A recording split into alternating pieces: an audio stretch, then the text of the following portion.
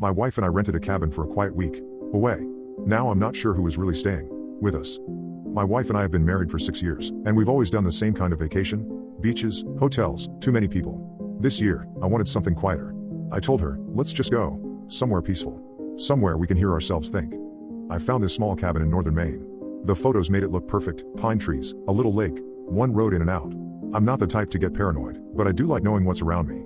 So, before we left, I even looked it up on Google Maps, checked reviews, everything. Nothing weird. The first 2 days were great. We cooked, read, played cards.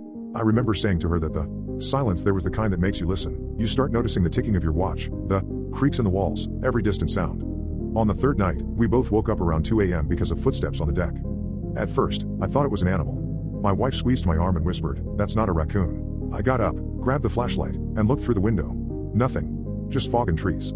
I went outside, barefoot, stupidly, but all I found were 2 sets of footprints on the deck. One was mine, from earlier that evening. The other wasn't. They led down the steps and stopped at the tree line. I tried to calm her down. I told her it was probably the owner checking on the place. But in the morning, I called him anyway. He said he hadn't been there in over a week. That day, little things started bothering me.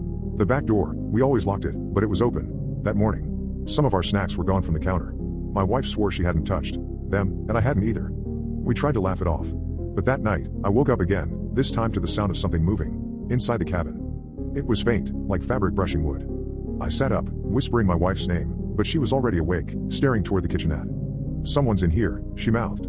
I grabbed my phone for the flashlight, but before I could turn it on, there was a soft creak, right from the storage hatch in the ceiling. The attic.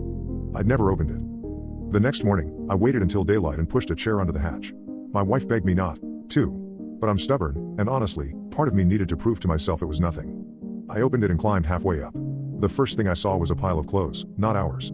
A jacket, men's jeans, a toothbrush, an empty can of beans. And next to all of it, wedged between the beams, was a small Polaroid photo. It was taken from inside the cabin. I recognized the back wall, the lamp, the couch. And us, my wife and I, sitting together, reading, smiling. We packed up that morning. I didn't tell her about the photo. I just said I wanted to leave early to beat the weather.